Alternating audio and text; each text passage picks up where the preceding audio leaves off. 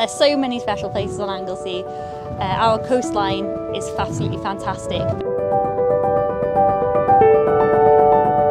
Ynys Llanddwyn is really unique. It's got everything. It's got wildlife, it's got amazing landscapes, it's got an amazing nightscape, and there's so much history here and heritage, and you can really feel that history as you walk around the island.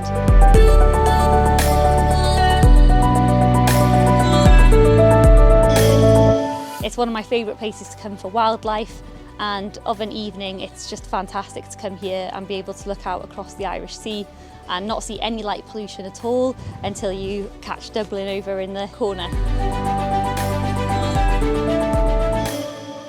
Anglesey is a fantastic dark skies destination because there's loads of locations around the whole island, including Mynydd Paris, so Paris Mountain, up near Amlwch, Cemlyn, that kind of area, and also the centre of the island around Melyn Llynnon. There's some really good dark skies in our rural centre, and the west coast, so along from Aberfraw to Llanddwyn and Newborough, they're all really good places to come and look for dark skies.